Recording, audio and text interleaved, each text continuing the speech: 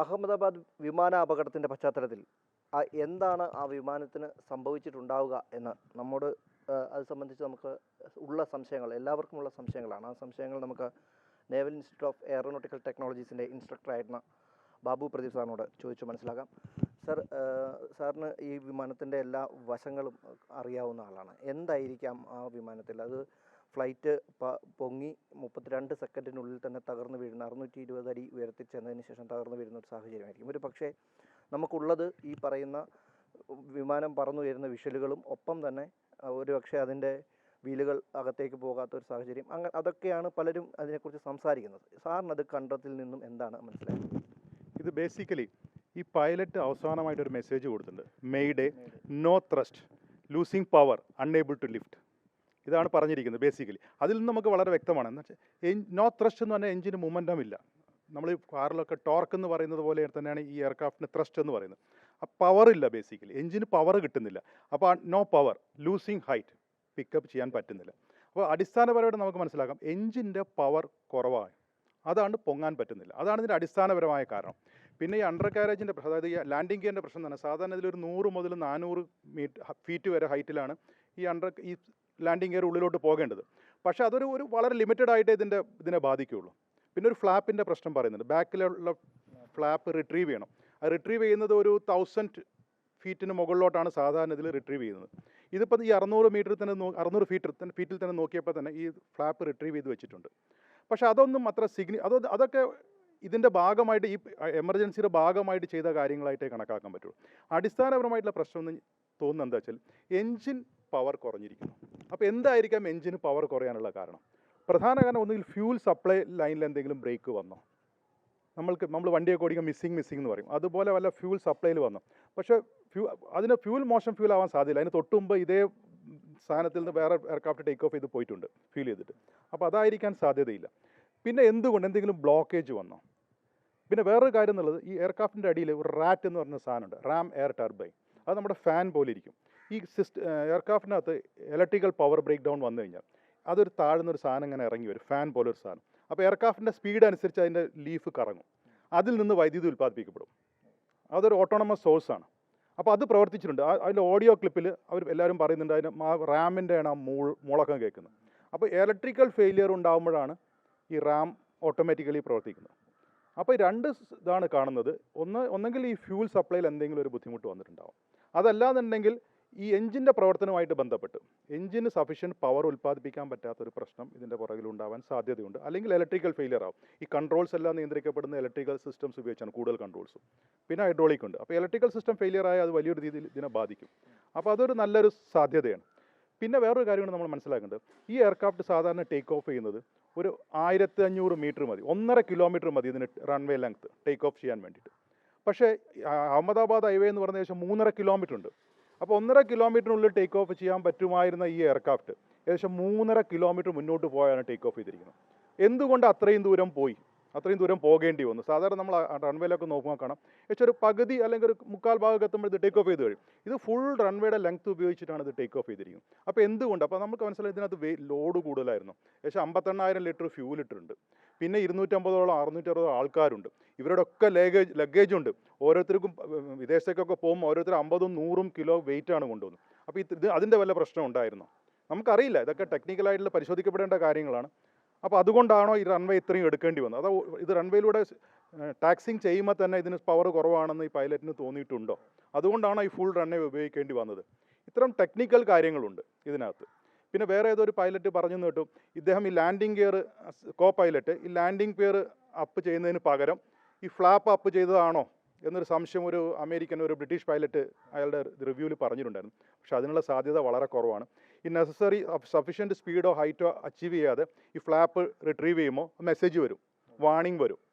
പിന്നെ ആ പൈലറ്റ് എന്ന് പറഞ്ഞാൽ ഏകദേശം 1500 ഹവേഴ്സിൽ കൂടുതൽ ഫ്ലൈ ചെയ്ത എക്സ്പീരിയൻസ് ഉള്ള ആളാണ്. അപ്പോൾ അത്തരം ഒരു കാര്യമൊന്നും അയാൾ ചെയ്യാൻ വളരെ സാധ്യത കുറവാണ്. ഇനി അങ്ങനെ ചെയ്തിട്ടുണ്ടെങ്കിൽ തന്നെ അതിന് ഉടനെ വാർണിംഗ് വരികയും അത് അപ്പം തന്നെ തിരുത്താൻ പറ്റുകയും ചെയ്യുന്നതാണ്. ഇത് പവറില്ല.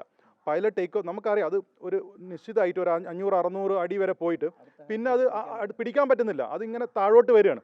ആ താഴോട്ട് വന്നതിൻ്റെ ശേഷവും പൈലറ്റ് അതിനെ ഉയർത്താൻ ശ്രമിക്കുന്നുണ്ട്. നമുക്ക് കാണാം കുറച്ച് കഴിഞ്ഞപ്പോൾ വീണ്ടും അതിൻ്റെ നോസ് അപ്പാക്കി നിർത്താൻ ശ്രമിക്കുന്നുണ്ട്.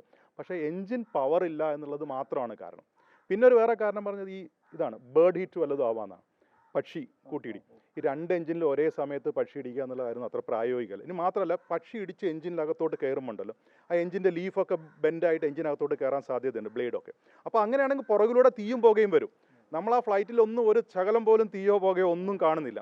അപ്പോൾ അത് ഇന്നിപ്പോൾ മറ്റേ എയർപോർട്ട് അതോറിറ്റി തന്നെ, സിവിൽ ഏവിയേഷൻ അതോറിറ്റീസ് തന്നെ അത് റൂൾ ഔട്ട് ചെയ്തിട്ടുണ്ട്. ബേർഡ് ഹീറ്റ് ഒന്നും ആവാൻ സാധ്യതയില്ല. പിന്നെ 2 എഞ്ചിനും ഫെയിൽ ആവുമെന്ന് പറഞ്ഞാലൊന്നും നടക്കുന്ന കാര്യമില്ല. ഇപ്പോൾ ഒരു എഞ്ചിൻ ഉണ്ടെങ്കിൽ അതിന് 1500 ഫീറ്റ് വരെ ഹൈറ്റിലോട്ട് ഇതിനെ പിക്കപ്പ് ചെയ്ത് പോകാൻ പറ്റും. ഒരു എഞ്ചിൻ മതി. അപ്പോൾ ഒരു എഞ്ചിൻ ഒരു സൈഡിലായതുകൊണ്ട് അതിനെ ബാലൻസ് ചെയ്യാൻ വേണ്ടിയിട്ടാണ് ഇതിൻ്റെ വിങ് സ്പാൻ ഇത്രയും വെച്ചത്. 60 മീറ്ററാണ് ഇതിൻ്റെ വിങ് സ്പാനുള്ളത്. അതിൻ്റെ ഹൈറ്റ് 57 മീറ്ററേ ഉള്ളൂ. അപ്പോൾ അത് എന്തുകൊണ്ട് ഇത്രയും വിങ് സ്പാൻ്റെ ഒരു പർപ്പസ് എന്ന് പറഞ്ഞാൽ, ഒരു സൈഡ് എഞ്ചിൻ ഫെയിൽ ആയാലും ഒറ്റ സൈഡ് വെക്കുമ്പോൾ ഇതിനെ ബാലൻസ് ചെയ്യാൻ പറ്റും, ട്വിസ്റ്റ് ആവാതെ ബാലൻസ് ചെയ്യാൻ പറ്റും. അപ്പോൾ അതൊന്നുമല്ല ഇതിൻ്റെ കാരണം. ഈ എഞ്ചിനിലോട്ടുള്ള എഞ്ചിൻ്റെ പവർ ഉൽപ്പാദിപ്പിക്കുന്നതിന് എന്തോ ഒരു തടസ്സം വന്നിട്ടുണ്ട്, എന്തോ ഒരു ടെക്നിക്കൽ ഫാൾട്ടാണ്. അത് ഫ്യൂൽ സപ്ലൈയിൽ വന്നിട്ടുള്ള പ്രോബ്ലമാണോ, ഇലക്ട്രിക്കൽ കൺട്രോളിൽ വന്നിട്ടുള്ള പ്രോബ്ലമാണോ എന്നുള്ളത് ഇനി ഫർദറായിട്ട് കണ്ടുപിടിക്കേണ്ട ഒരു സാഹചര്യമാണ് നിലവിലുള്ളത്. ഒരു പ്രധാനപ്പെട്ട കാര്യം എല്ലാവരും പറയുന്ന ഒരു സംശയം, ഈ ഫ്ലൈറ്റ് 11 വർഷം പഴക്കമുള്ളതാണ്. അതൊരു പഴക്കം ഒരു വലിയ പ്രശ്നമാണ് ഒന്ന്. രണ്ടാമത് ബോയിങ് വിമാനങ്ങളുടെ ഈ വിമാനം തന്നെ ഇതിനു മുമ്പും പ്രശ്നങ്ങൾ ഉണ്ടായിരുന്നു, അവ പരിഹരിച്ചാണ് ഇപ്പോൾ പോകുന്നതെന്ന് പറയുന്നു. അതപ്പോൾ കാലപ്പഴക്കത്തിൻ്റെ ഒരു പ്രശ്നം അവിടെ പറയുന്നുണ്ട്. ഒപ്പം തന്നെയാണ് ഈ ബോയിങ് വിമാനങ്ങളുടെ ഒരു നേരത്തെ ഏറ്റവും സുരക്ഷിതമെന്ന് പറയുന്ന ഡ്രീം ലൈനർ വിമാനങ്ങളാണ് ഇത്. അത് അത്രത്തോളമാണ് അതിനെക്കുറിച്ചിട്ടുള്ള ഒരു ഈ വിമാനങ്ങളെ സംബന്ധിച്ചിടത്തോളം 11 വർഷം എന്നുള്ളത് പറയുന്നത് ഒരു കാലപ്പഴക്കമേ അല്ല. അതൊരു വളരെ ആക്റ്റീവായിട്ടുള്ള പീരീഡാണ്. 30, 40 വർഷം, 50 വർഷം വരെ ഓടുന്ന എയർലൈൻസ് വിമാനങ്ങളുണ്ട്, US-ൻ്റെ ഉൾപ്പെടെയുണ്ട്. നമ്മളുടെ MiG-21 പോലുള്ള എയർക്രാഫ്റ്റുകൾ തന്നെ 30, 40 വർഷമായതാണ് എയർഫോഴ്സൊക്കെ ഉപയോഗിക്കുന്ന പല ഫ്ലൈറ്റ്സും. അപ്പോൾ 11 വർഷം എന്ന് പറഞ്ഞത് ഒട്ടും ഒരു കാലപ്പഴക്കമല്ല. പുതിയ വിമാനം എന്നേ അതിനെ പറയാൻ പറ്റുള്ളൂ. 11 വർഷം ഒരു കാലം മാത്രമല്ല. ഇത് ഈ വർഷം തന്നെ ഏകദേശം 29ഓളം സോർട്ടീസ് അത് പോയിട്ടുണ്ട്. ഈ മാസം തന്നെ 14 സോർട്ടി പോയിട്ടുള്ള ഫ്ലൈറ്റാണത്. അപ്പോൾ അതൊന്നുമല്ല കുഴപ്പം. എന്താണെന്നുള്ളത് നമ്മൾ ഐഡൻറ്റിഫൈ ചെയ്യേണ്ടി വരും. പിന്നെ ഈ ബോയിങ്ങിന് ഈ അടുത്ത കാലത്തായിട്ട്, കഴിഞ്ഞ കുറച്ച് വർഷങ്ങളായിട്ട് ബോയിങ് വേറൊരു വിഭാഗമായിട്ട് മെർജ് ചെയ്തിട്ട് അതുമായിട്ട് ബന്ധപ്പെട്ട ചില സേഫ്റ്റി ഫീച്ചേഴ്സിൽ കുറേ പ്രോബ്ലംസ് വന്നിട്ടുണ്ട് എന്നുള്ളത് അതിൽ സർവ് ചെയ്തിട്ടുള്ള പല ടെക്നിക്കൽ ഫീൽഡിലുള്ള അവിടെ പിരിഞ്ഞു പോയിട്ടുള്ള പല ഉദ്യോഗസ്ഥരും പലരും പല ഘട്ടങ്ങളിലായിട്ട് വന്നിട്ടുണ്ട്. ഇത്തരം കാര്യങ്ങൾ പല സ്ഥലത്തും ഇതിനെ സംബന്ധിച്ച ആക്സിഡൻറ്റ്സ് ഉണ്ടായിട്ടുണ്ട്. പക്ഷേ ഇതുപോലെ ഈ ടൈപ്പ് ഓഫ് എയർക്രാഫ്റ്റ്, ഈ ഡ്രീം ലൈനർ ക്രാഷ് ആവുന്നത് ആദ്യമായിട്ടാണ്. പക്ഷേ സിമിലർ ആയിട്ടുള്ള അബദ്ധങ്ങൾ, ഡിഫക്ട്സുകൾ പലപ്പോഴും റിപ്പോർട്ട് ചെയ്യപ്പെട്ടിട്ടുണ്ട്. അപ്പോൾ അതൊക്കെ വെച്ചിട്ട് അതെല്ലാം പരിശോധിക്കപ്പെടേണ്ട കാര്യങ്ങളാണ്. എന്താണ് ഫാൾട്ട് എന്നുള്ളത്. ഇപ്പോൾ പണ്ടത്തെ പോലെ ഒന്നുമല്ല. അതിനകത്ത് ബ്ലാക്ക് ബോക്സ് കിട്ടിയിട്ടുണ്ട്, പിന്നെ ഡിജിറ്റൽ റെക്കോർഡറുണ്ട്, CCTV ക്യാമറാസ് ഉണ്ട്. അപ്പോൾ ഓരോ എഞ്ചിനിലുള്ള സകല പാരാമീറ്റേഴ്സും, എഞ്ചിനല്ല അതിനകത്തുള്ള എല്ലാ എക്യുപ്മെൻസിൻ്റെ സകല പാരാമീറ്റേഴ്സും ഈ ഡിജിറ്റൽ റെക്കോർഡിൽ റെക്കോർഡാവും. അതുകൂടാതെ ഈ പറഞ്ഞ പോലെ വോയിസ് റെക്കോർഡറുണ്ട്. അതിനകത്ത് കാഷ്വലായിട്ട് സംസാരിക്കുന്നതും പൈലറ്റ്സ് തമ്മിൽ സംസാരിച്ച് ചെറിയ ശബ്ദങ്ങൾ പോലും ഇതിനകത്ത് റെക്കോർഡ് ചെയ്യപ്പെടും. തീർച്ചയായിട്ടും അതെല്ലാം വളരെ പെട്ടെന്ന് റിട്രീവ് ചെയ്തെടുക്കാൻ പറ്റും. അതുകൂടാതെ നമ്മൾ മൊബൈലിലൊക്കെ സ്ക്രീൻ റെക്കോർഡറുണ്ട്.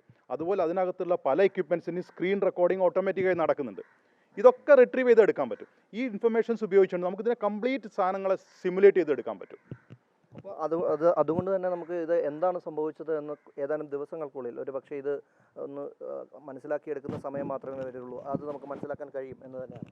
തീർച്ചയായിട്ടും ഏതാനും 1-2 ആഴ്ചകൾക്കുള്ളിൽ പരമാവധി സമയം. പിന്നെ എനിക്ക് തോന്നുന്നത് ഇതിലും അന്താരാഷ്ട്ര സ്റ്റാഫ് യാത്രക്കാരൊക്കെ ഉണ്ടായതുകൊണ്ട് ഇത് ഇന്ത്യയിൽ മാത്രം ഇത് പരിശോധിക്കാൻ പറ്റുമോ എന്നുള്ള കാര്യം അല്ല. അപ്പോൾ ഏതെങ്കിലും ഒരു ഇൻ്റർമീഡിയറ്റ് ആയിട്ടുള്ള വേറെ ഏതെങ്കിലും രാജ്യത്ത് കൊണ്ടുപോയിട്ട് ഈ ബ്ലാക്ക് ബോക്സ് ഒക്കെ പരിശോധിക്കേണ്ടി വരും. അങ്ങനെ അന്താരാഷ്ട്ര നിയമങ്ങൾ അത്തരത്തിലുള്ള നിബന്ധനകൾ വയ്ക്കുന്നുണ്ട്. തീർച്ചയായും നമുക്കതപ്പം ഒരു യന്ത്ര തകരാറ് അല്ലെങ്കിൽ ഈ പറഞ്ഞതുപോലുള്ള എന്തെങ്കിലും ഒരു പ്രശ്നമാണ് ഇക്കാര്യത്തിൽ വന്നിട്ടുള്ളത് എന്ന് തന്നെ പ്രാഥമികമായി നമുക്കൊന്ന് വിലയിരുത്താൻ കഴിയും ഈ ഒരു കാര്യങ്ങൾ കൊണ്ട്. തീർച്ചയായിട്ടും അത് യന്ത്ര തകരാറ് തന്നെയാണ്. അത് ഏത് രീതിയിൽ വന്നു യന്ത്ര തകരാറ്, അല്ലാതെ ഈ പൈലറ്റിൻ്റെ എറർ ആയിരിക്കാൻ ഒരു സാധ്യതയില്ല. പൈലറ്റിൻ്റെ അകത്ത് എറർ പറ്റി അതിന് വാണിംഗ് വരുന്നുണ്ട്. 2 പൈലറ്റുണ്ട്. ഇത് കറക്റ്റ് ചെയ്യാനുള്ള സമയമുണ്ട്. ഈ പറഞ്ഞ പോലെ ഫ്ലാപ്പ് ഡൗൺ ചെയ്തു എന്നുള്ള പ്രശ്നം, ഫ്ലാപ്പ് റിട്രീവ് ചെയ്തു എന്നുള്ള പ്രശ്നമൊക്കെ ഉണ്ടെങ്കിൽ അതൊക്കെ കവറപ്പ് ചെയ്യാവുന്നതേ ഉള്ളൂ, എഞ്ചിന് പവർ ഉണ്ടെങ്കിൽ. ഇതുതന്നെയാണ് ആ വിമാനത്തിന് എന്താണ് സംഭവിച്ചത് എന്ന് പലർക്കും സംശയങ്ങളുണ്ട്. ഒരു പക്ഷേ അതിൽ കൃത്യമായൊരു മറുപടിയാണ് ഇപ്പോൾ ബാബു പ്രദീപ് സാർ നമുക്ക് നൽകിയിരിക്കുന്നത്. ക്യാമറമാൻ ബിജു മുരളീധരനൊപ്പം രജിത് കുമാർ, അമൃത ന്യൂസ്, തിരുവനന്തപുരം.